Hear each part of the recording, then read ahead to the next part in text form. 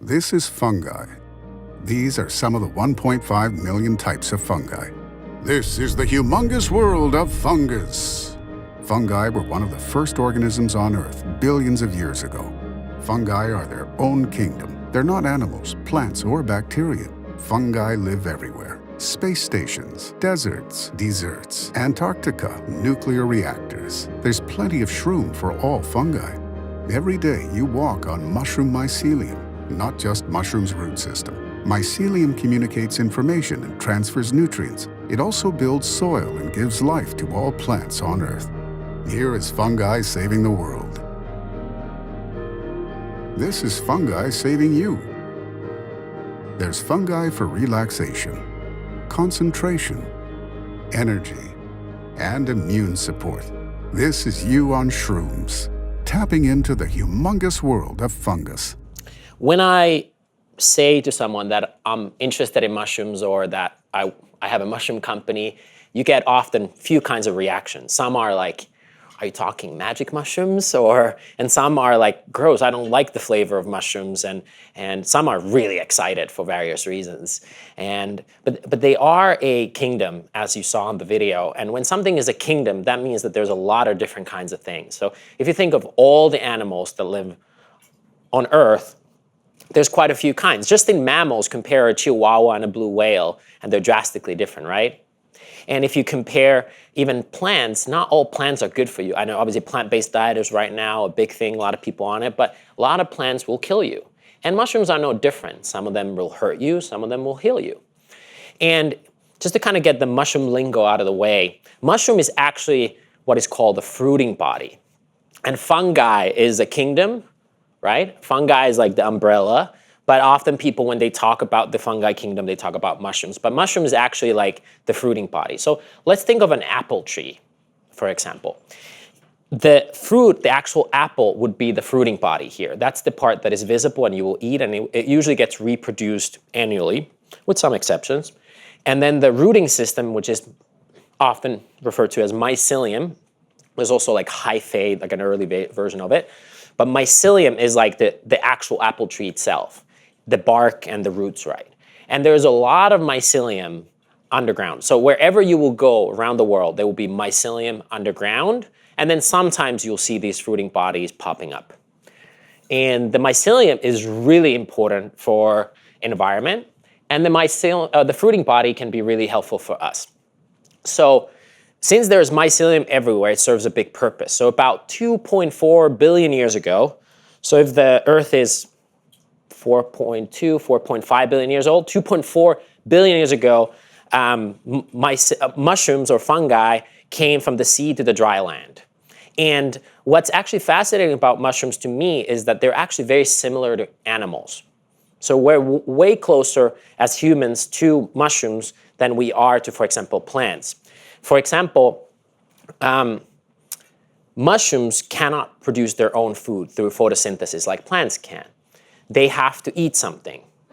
By the way, they also breathe oxygen and expel CO2, just like animals. But they need to eat something, and since nothing else grew on dry land, mushrooms decided to, for a little over 1 billion years, eat rocks.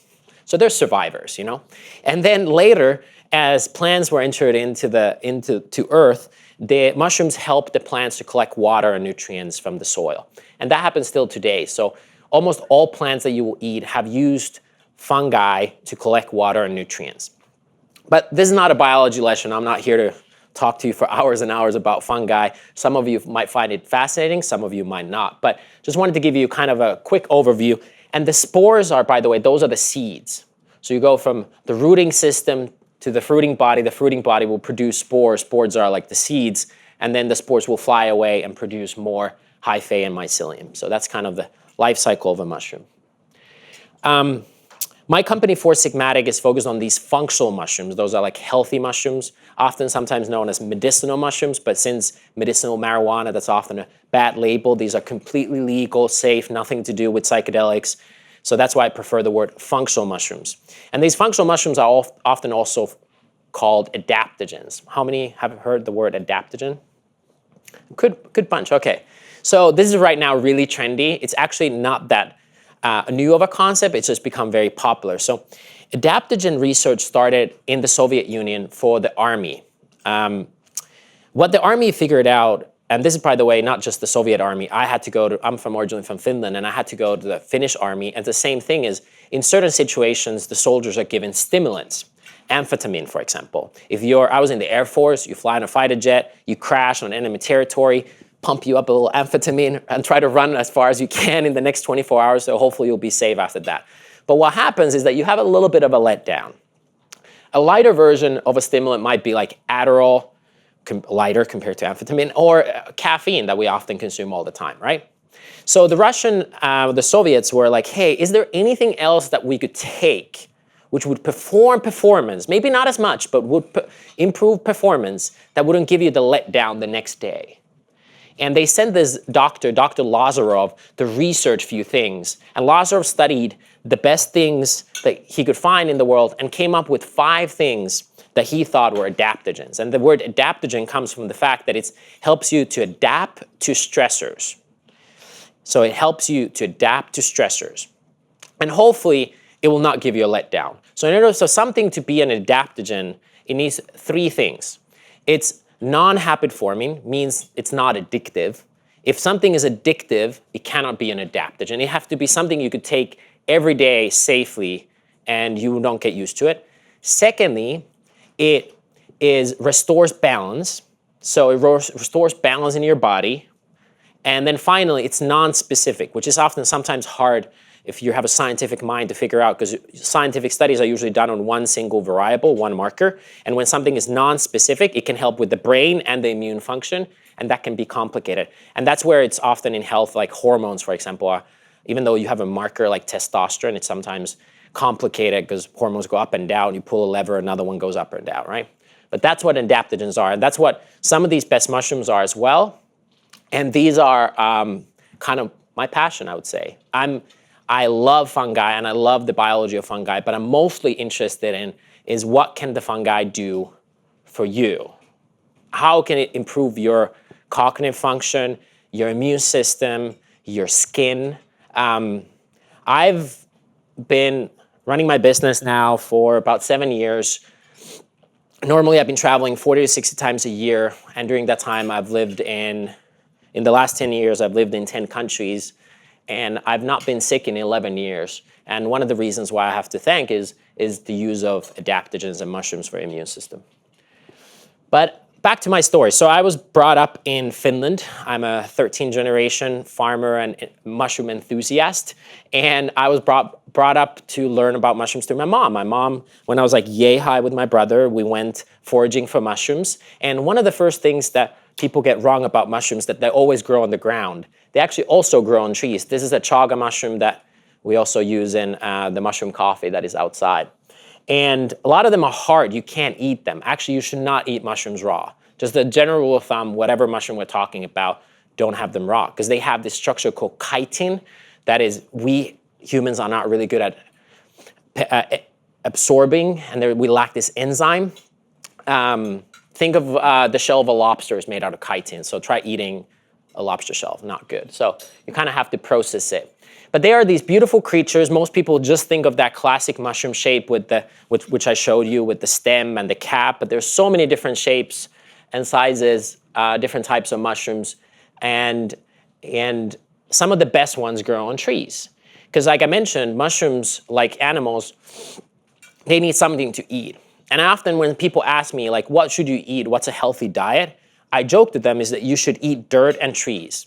The healthiest thing you can eat is dirt and trees. Unfortunately, we're not equipped to assimilate either of them, so we need to eat something that has eaten them. So things that grow in the soil, that had minerals, and then can get the good gut biome from the soil into our body. And also trees are incredibly healthy. So obviously from maple syrup to pine pollen, but also to these tree mushrooms that serve so many different functions. This is called turkey tail. This was called reishi. And a lot of the mushroom names are a little exotic. Cordyceps, which is used for performance.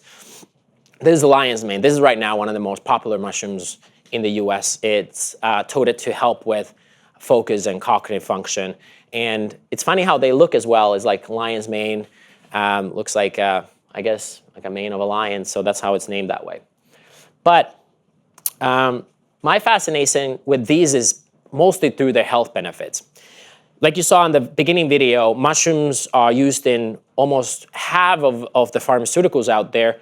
Penicillin is the one you would know, but out of the 20 best-selling drugs, about 10 utilize fungi.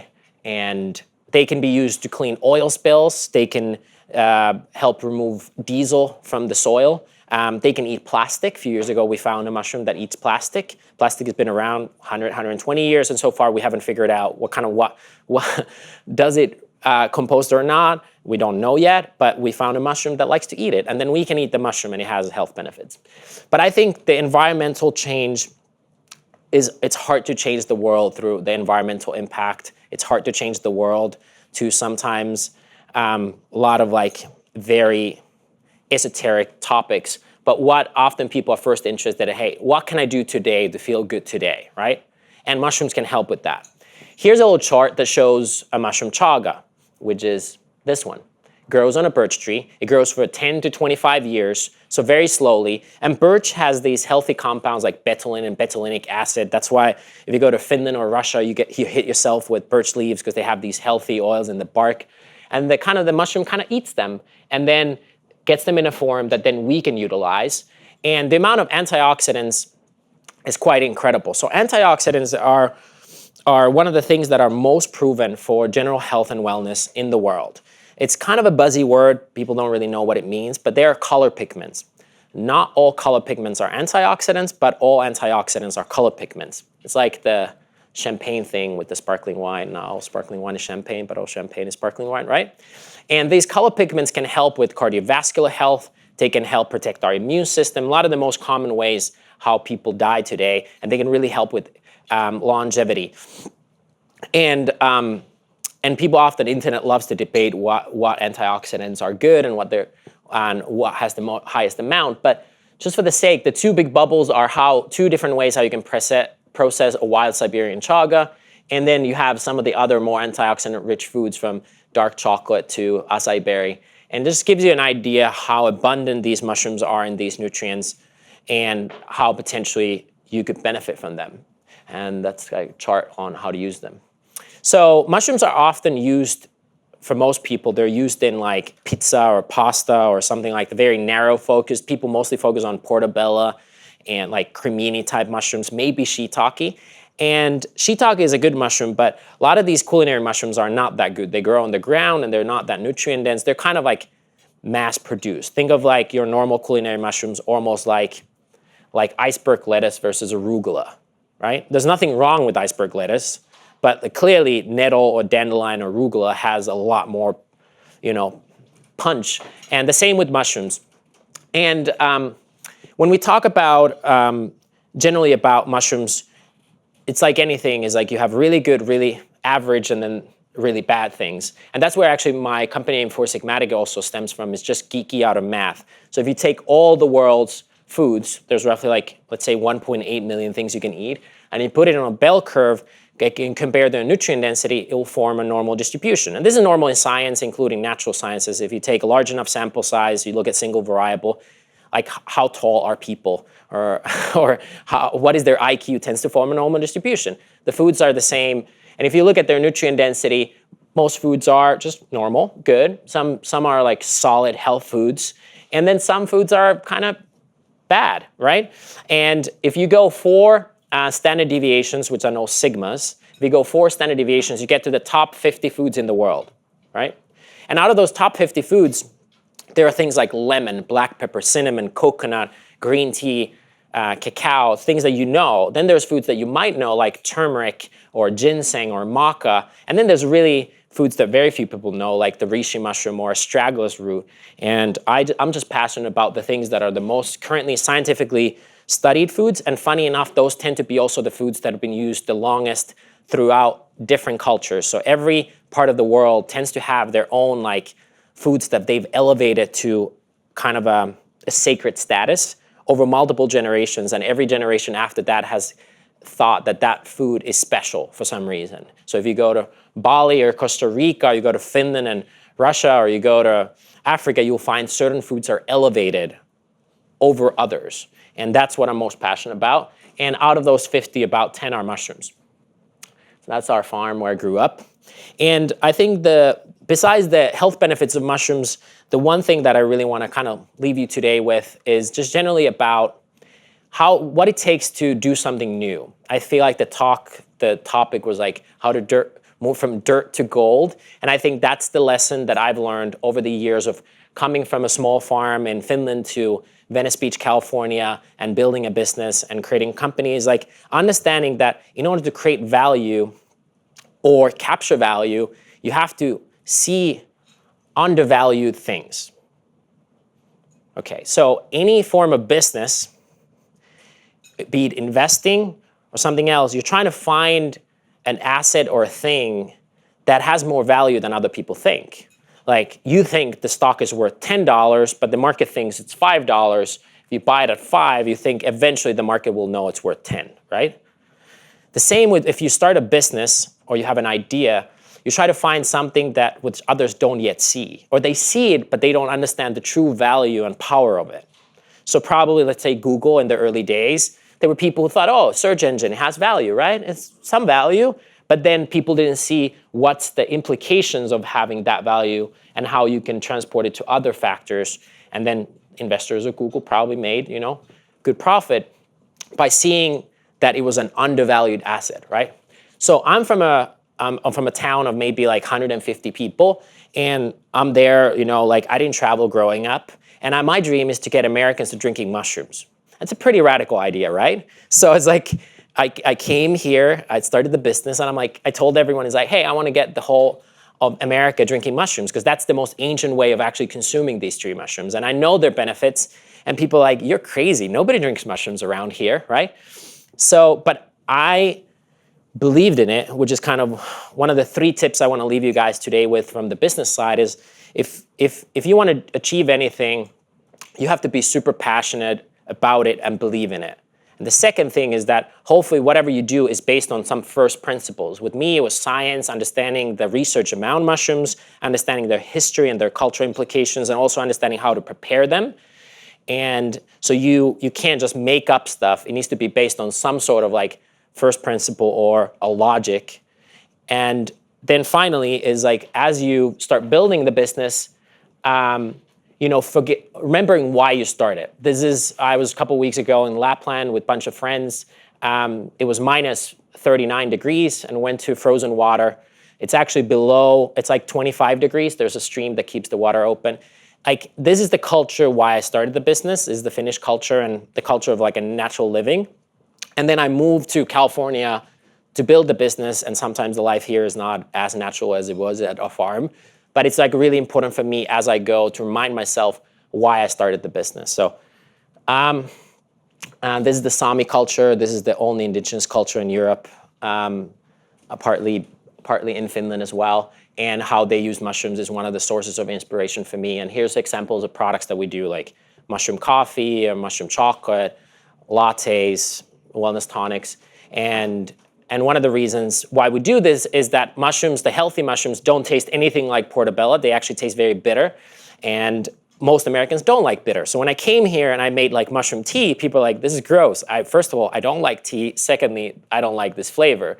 So I had to kind of reverse engineer and figure out what are the bitters that Americans like or most Anglo-Saxon cultures like. And I figured out there's only a couple: coffee and chocolate, black coffee and dark chocolate, with some of the only bitters that were commonly available to people. So using those palettes and those delivery systems as incorporating into people's lives.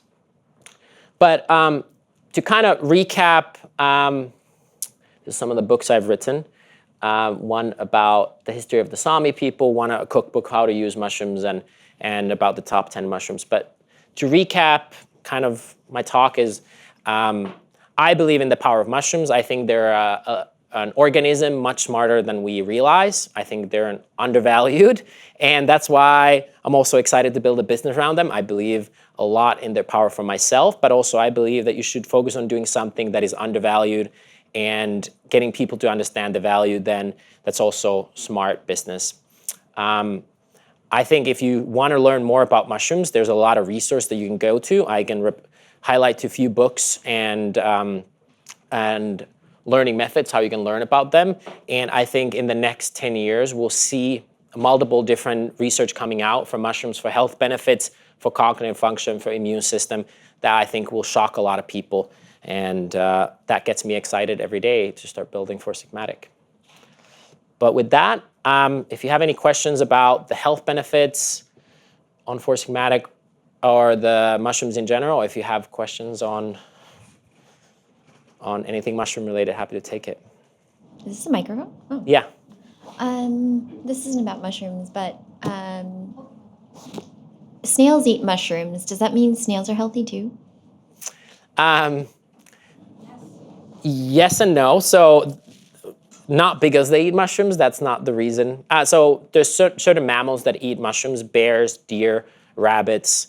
There's certain insects that eat mushrooms. That doesn't mean that that's why that species is good for you. But I would say generally, we're very focused as a culture on large mammals that have flesh. This is like a complete separate topic from health. We're really obsessed about just eating few types of animals. So the classic debate is, should I eat animals or should I not eat animals? But often it's coming from a lens of eating mostly large mammals that are very domesticated, that are almost always female. We almost only eat women.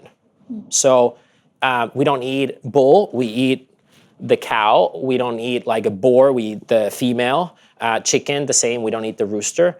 We eat very highly processed animals, and we don't even eat the whole piece of that animal. We mostly focus on the flesh part versus like the liver and the eyeballs and all the things that most people think it's gross is actually like really nutrient dense.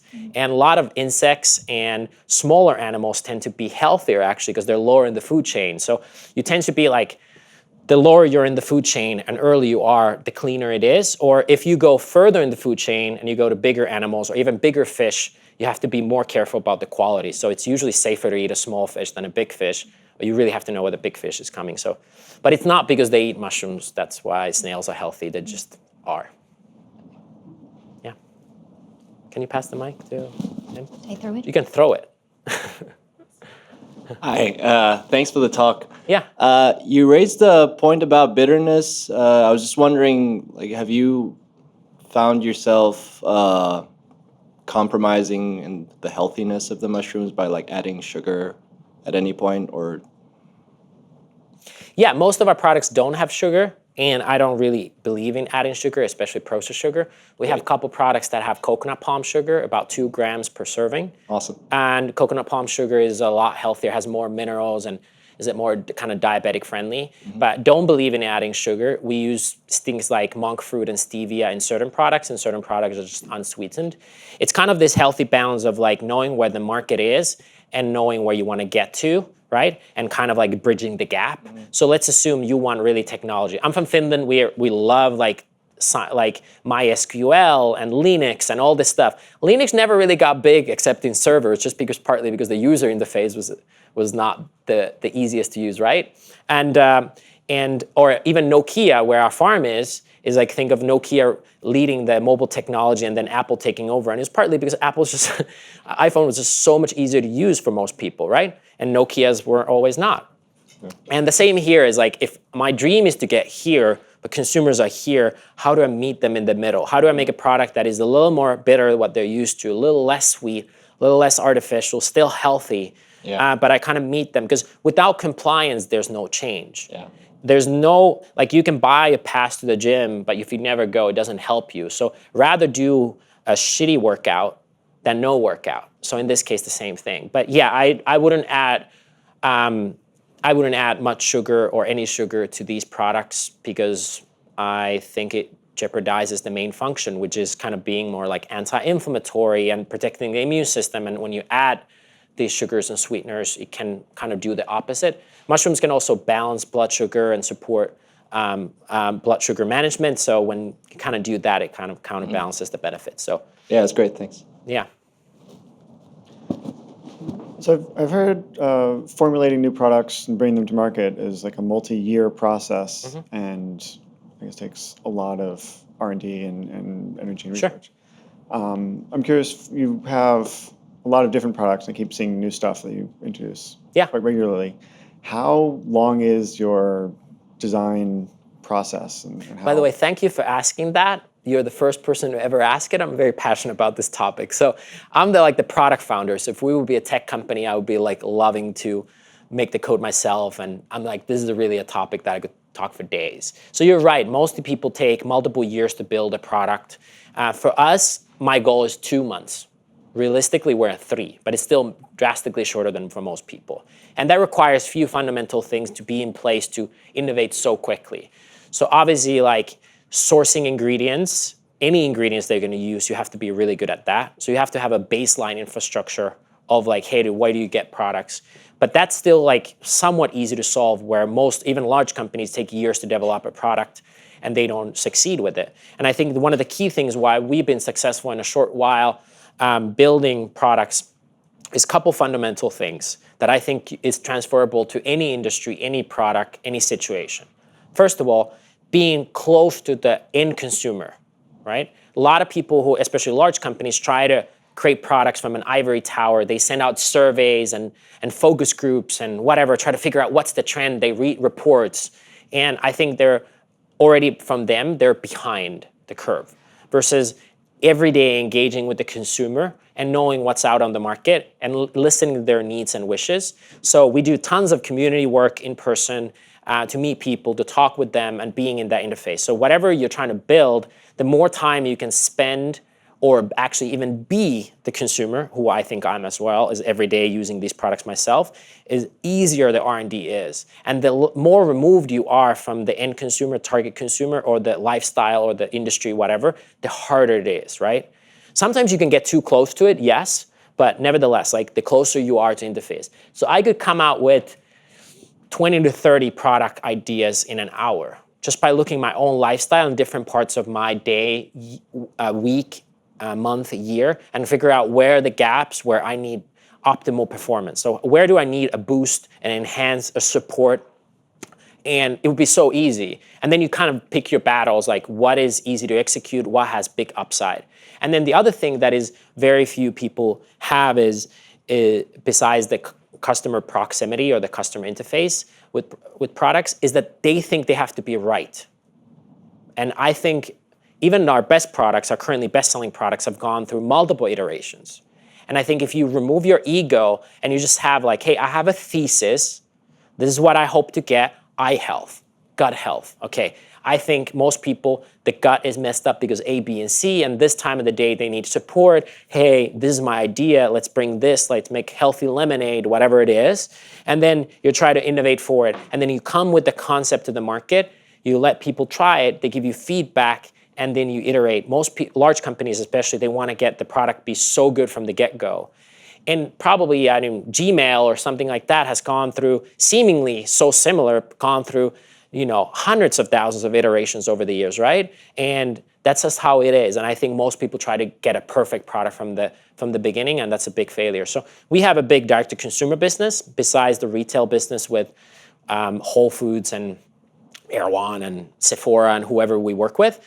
But with that online kind of like email list and our community, we can test products really quickly. And within like 30 days, we saw how many people bought it. We can send them a survey, ask them what they think. In 45 days to 60 days, we know how many people of those repeat purchased. And then we already have a good baseline understanding of how to make it better.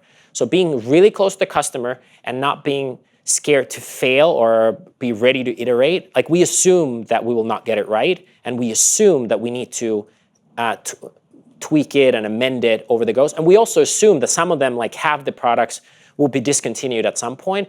You're more likely to create more innovation versus if you're always scared to fail, then you kind of be frozen and you try to perfect it. So I don't know if that helped with that. Yeah.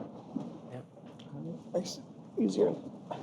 Hey, I got here a little late, so I don't know if you covered this already, but That's okay. what was some of your biggest challenges to like growth in the early stages, like getting your first customer? Like, what did that look like? Which should have you spent more time on, and which should have you deprioritized? I guess getting through that initial hurdle where no one knows who Four Sigmatic is. Yeah. And suddenly, you have your first customer. What does that look like? Sure. So I started the company in Europe, and then when I brought it to US, so I have to go twice through the process. When I was like first getting the first customer in Europe, and then came to the US, and nobody cares about what you did in Europe. The Americans just don't care at all. So you kind of had to restart. So when I started in Europe, it was actually really easy for me to get the first customers because I was in that industry and I had tons of friends. So the first 50 to 100 people, I was just like friends or people I knew, which is really valuable because you could really get feedback really quickly. But it was a lot harder to scale. So in Europe, it was easier to get initial traction, but then harder to scale for us. And some of the things I spend a lot of time focusing on is the ingredient and sourcing, which is like the geeking out part. And unfortunately, most consumers don't care. But it was important for me to know that I had like the best raw materials. I don't regret it, but it definitely took a lot longer. The second thing is that I didn't raise venture funding. I didn't have capital. So even if you had success just by not having a lot of cash, you have to kind of really slowly chip away. And that was a big hurdle, having patience, because as an entrepreneur, you want everything to happen overnight and just crush it and kill it. And when you didn't have cash and you had a big dream of getting people to drink mushrooms and nobody drank mushrooms, it was like really hard. So having patience and then figuring out how to scale. I had initial traction, but how to scale was really difficult in the beginning. And then if I say something other than that is like the flavor was something that we focused a lot on. And if you don't have a food or beverage product, just the ease of user experience is kind of maybe the touch point is like, I was so obsessed with the technology and the ingredients versus not enough with the flavor and the ease of use straight out of the gates. And then when I came to the US, the challenge was being an immigrant. I've lived in multiple countries, but this is the only country where it really felt like it was hard to open a bank account. You know, everything was so difficult, and that took a lot of time. And it was harder here to get the initial traction, but then when it scaled more beautifully. There's just one language, one currency, versus Europe is multiple languages, it's legally just a hassle. The US, it was just easier to scale. And I had already thought about that scaling. And what I would have hoped I would focus even more on is the thing that people think we did really well, but I just think you can never do it well enough, is storytelling and community. And if you ask people in the industry, they often know that we build an awesome community, but I wish I would have even doubled down on that and maybe focused a little less on kind of the minutia of just like retailers and caring about the industry stuff. The B2B stuff I should have focused even less on, and even more double down on community and storytelling and get those made it even better. So I want to sort of silo in on one point there. Yeah. So what would you say was your best growth channel in that early stage? Was it content? Was it, building a community? Was it Instagram? Was it? Oh yeah. Okay. So purely growth marketing wise, our success, because we didn't have money and I couldn't do any. So there's three types of media. There's paid, owned, and earned. We mostly killed it with the earned, and through influencers is because your favorite health influencer's favorite influencer probably used our products. Still today, if you think of the person you go to in health advice, whoever they go to for health advice uses our products. And through that, we had this constant credibility and support from people that it really mattered. And that helped us grow into one phase. And then soon after that, we started winning with podcasts. That was a big thing for us, is because podcast allowed long form content. Our topic is not easy. It's not bullet sizable. You can't sell it on as easily on 20-second, 15-second Instagram story or something like that. It requires deeper explaining and trust. I was like, hey, mushroom coffee sounds gross. I definitely don't want to try that. But if somebody you trust says it actually doesn't taste like mushrooms and it makes me feel awesome, you should try it. You're more likely to try. So on the kind of second wave, long form content really worked well for us. Predominantly podcast, but also long email marketing, blog post, other educational forms, but especially podcast was, I think still podcast is so undervalued as a form of as a growth way for any product or service. Thank you. Yeah. Yeah, I found out through Tim Ferriss. So. Oh, cool. Yeah. Probably. So I'm curious how you were talking about sourcing, and then you also mentioned how large-scale mushroom production kind of lost its nutrition. Mm-hmm. And then I was also thinking about, I've read that truffle production is down about 99% over the last 100 years due to like too much harvesting of wild truffles, and they're hard to grow and mycorrhizal and whatnot.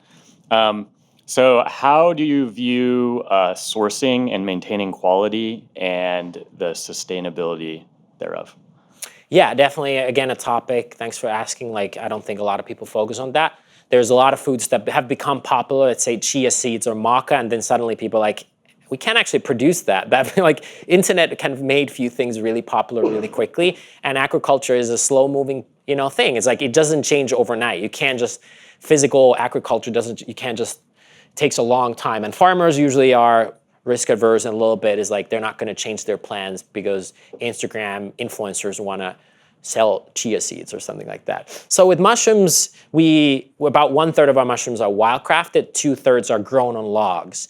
And the wild crafting is the harder part, and the log growing is the easier part because it's super good yield. So dollar per square feet is really high. So you take trees that are already dead, because that's their natural habitat. A lot of these mushrooms grow on dead or decaying trees. You drill a hole, you put a spore in, and it will grow a mushroom that you can, for that square foot, you can get a lot of money. So that part is a little easier, especially when you talk to people who understand what mushrooms to grow. So, and mushrooms are extremophile, so they grow really easily, you just give them the right environment. So that 2/3 part was the easy. That wild crafting was the harder part, right? Because you have to actually, somebody needs to go to the forest and pick up a piece of chaga to get this. And I could talk for this for hours. The one benefit we had is Finland is a small country, but it's bordering. I used to have one of the biggest economic borders in the world between Finland and Russia. And Russia, starting from Finland, happens to have the largest forest in the world called taiga, Taiga. And that's a forest size of United States. So one forest size of United States, right? And that forest is predominantly perfect for a birch tree that happens to grow chaga. And it happens to grow pretty much everywhere. And you just need to kind of know where it grows and how to collect it. But it's more like education on harvesters and telling them where to get it and how to get it. That was like operationally a little bit more difficult. But yeah, it takes a lot of thinking, and most people don't focus on it. They just read on a blog that acai berry is good for you, and then let's sell acai berry, and they don't never think about the supply chain until they're much later in the process. And this is, even with collagen right now, there's like, most collagen brands they don't have enough collagen to sell because collagen has become popular. And I don't know if you know how you make collagen, but you basically usually boil like the hides and the bones, and you kind of skimp the cream from the top. And it's like quite the process. And it was just a waste product before, kind of. And now it's become like every beauty person is trying to use collagen. Every athlete's trying to use collagen.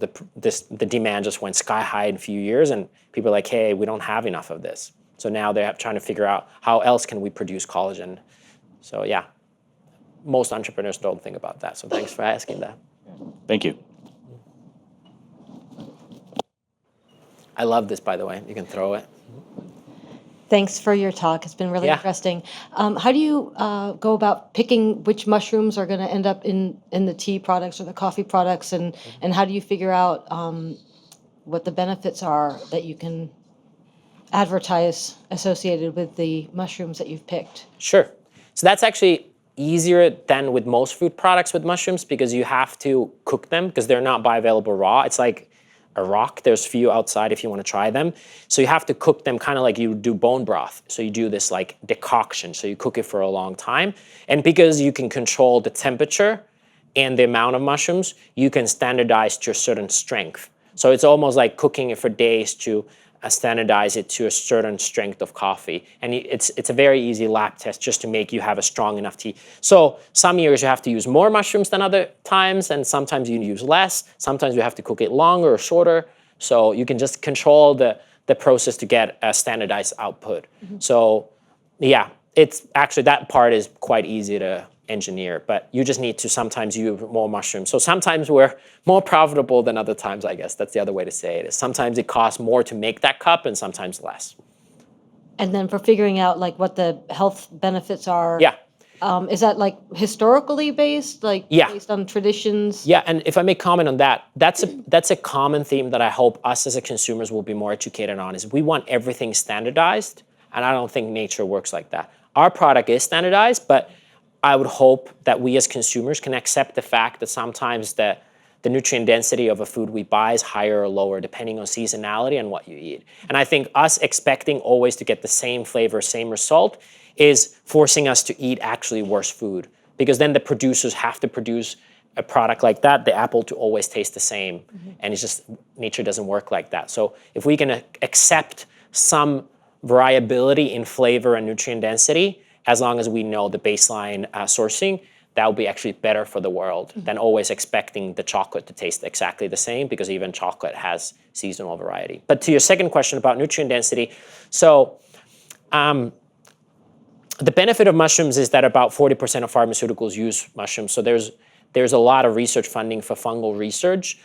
This is unfortunately, there's not a lot of research funding for whole foods.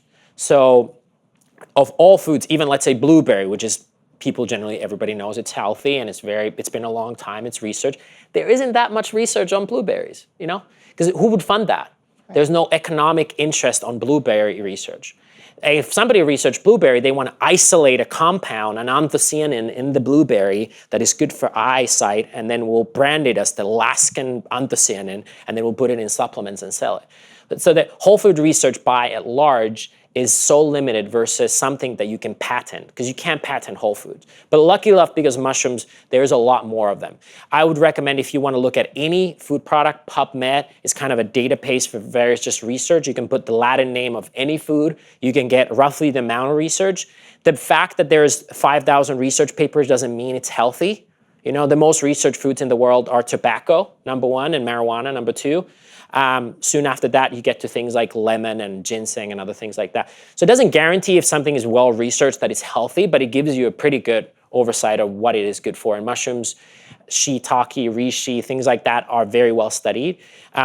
So you look at their general research and you figure out that they're good for maintaining blood glucose levels. They're good for gut health. You kind of give oversight. And then we make, first, just to be safe side, we make buffery claims. So instead of saying is that you will be smarter when you consume our products, we say, hey, this is like a hug from your grandma, and then you can do the rest. But it's baseline on just hard science on a genus of anything, and then looking at what is it generally good for, how well is its research, who researched it, how they researched it, and then you kind of try to apply it into a food product. But yeah, I mean, just unfortunately, there just isn't a lot of whole food research, since you can't own that research. You can't patent it, so Right. It's a challenge. Throw it. Just one if you want to ask you. I'm curious to know about your mushroom diet. How Yeah. do you use these products, and what kind of mushrooms do you use, and how do you cook them, and all that kind of stuff? So I don't answer that question, partly ever, including I don't answer how I eat, because people want a shortcut, and how I eat is not necessarily how you should eat, or how I use mushrooms is not necessarily how you should use mushrooms. Also, how I use mushrooms in February 2019 is not how necessarily I'll use them in March. March is a busier month for me than February, so maybe when I'm busy, I have to use different things to support my busy lifestyle, right? I had that one slide somewhere here, give you a rough idea of time frame. So generally speaking, you don't necessarily want caffeine in the morning because your cortisol already spikes. A lot of people love it as a method, but you naturally should be energetic. You should probably go outside, catch fresh air, maybe move a little bit, but you want to hydrate. And you probably want antioxidants like a shield, a bodyguard for the day. So mushrooms like chaga and shiitake that have a lot of SOD, superoxidase dismutase, is this super antioxidant. Using things like that might be really good for the day to kind of get started. And then in the afternoon, when you need a little pick-me-up, using something like lion's mane that boosts cognitive function, or using something like cordyceps that gives you energy without caffeine or sugar might be a good idea when you naturally get that little dip in the afternoon. The best scenario is you taking a nap or a siesta, but if that's not possible because of work, maybe try something like that.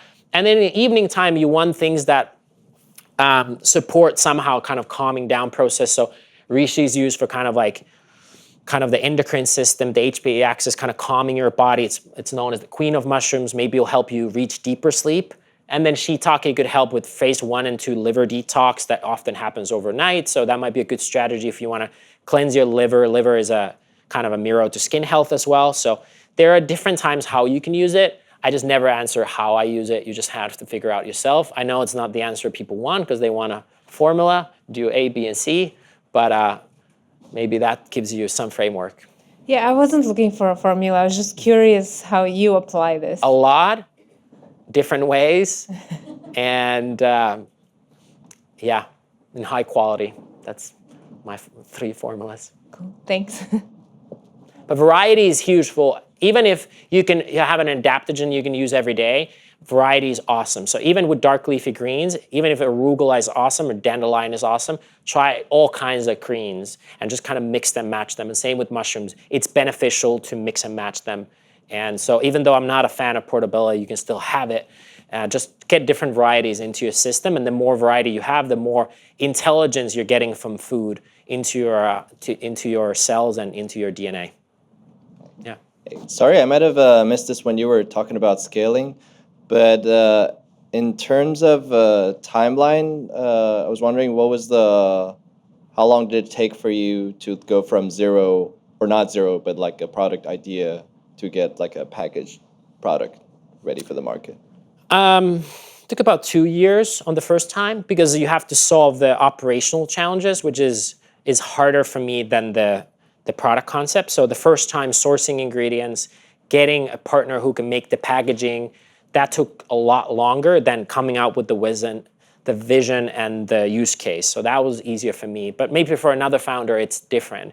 But if you've never done food or beverage manufacturing, I highly recommend having patience that it might take a lot longer to actually get the product produced than you think.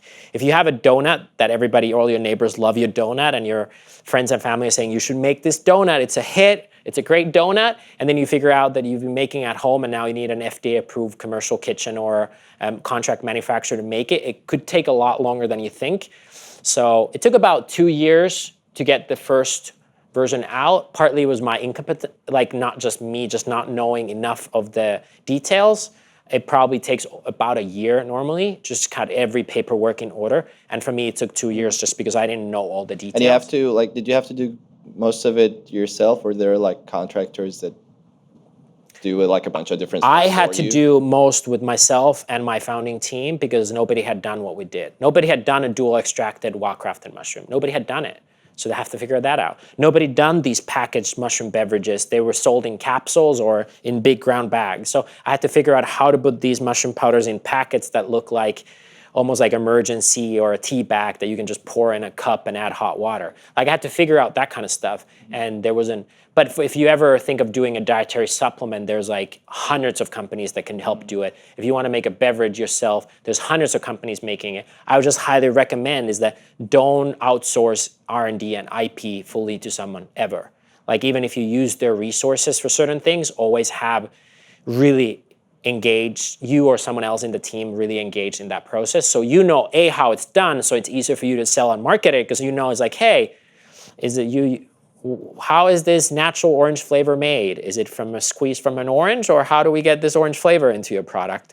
That's like a question somebody might ask you, so you know the answer. But secondly as well is like, then you own the technology, because in food and beverage, there really isn't the same way code or technology that you have in IT. So be really engaged, and there's definitely a lot of resources for beauty, skincare, protein, food and beverage. Just for me, there wasn't, because nobody done what we did.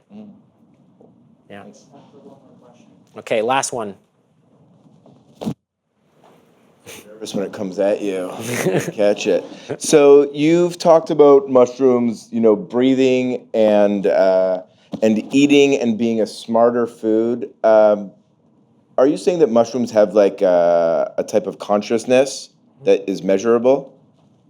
Yes, that's what I'm exactly saying. And you can measure it, and they've measured it multiple times. They put mushrooms in a maze, and funny enough, the mushroom finds its way out of the maze. They put mushrooms to figure out how to build the subway system in Tokyo, or actually the railway system in the UK, and the mushroom figured out how to build a railway system more efficient than what humans had built. So yes, it is measurable. I also think that the most interesting intelligence that mushrooms have of global consciousness is not measurable and we have no clue of it. And I think we will not have a clue of it for a long, long time.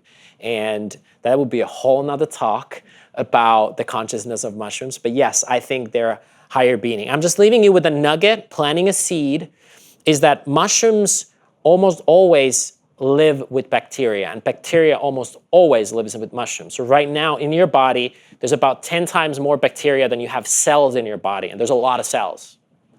And almost always this bacteria lives with mushrooms.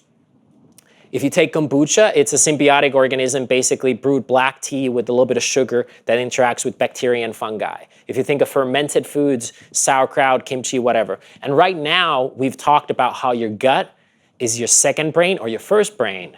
How we talk about your gut instinct, your spider sense, how you just know something. You can't explain it in words, but you feel it, you know it, and it's often related to your gut biome, which is now a big research topic, and how that gut biome is actually tied into probiotics and prebiotics, and how those prebiotics live with the bacterial kingdom and the fungal kingdom, and they have knowledge that we've yet to figure out, and I think that knowledge is much greater than us. And they found mushrooms growing at every level of the atmosphere. Mushrooms can survive in space, so they've traveled a long ways in different places, and I think I don't think during my lifetime we'll figure out that intelligence. But I do believe that one of the things that will happen during my lifetime is we'll find the seventh kingdom in biology. I think there will be a new kingdom that is not named yet, and that kingdom will be somehow related to the yeast or the collaboration between bacteria and fungi, and we'll figure out a new kingdom lives on this planet. Because back in the day, there was not 6 kingdoms, there was 2, and then there was 3, and then there's 4. There's 5, now there's 6, and we think biology's come to its end and there's 6 kingdoms, and I think, my belief is that we'll find a 7th one. And with that, thanks for coming, and I appreciate you sharing my knowledge. And Tero, really quickly, where can people find you and learn more about your product? And yeah, we have easiest is actually, if you're here, we have a shop on App Kinney called the Shroom Room that serves free beverages. I know shit here at Google is free as well, but if you want to walk on App Kinney, you can get a free mushroom tonic anytime.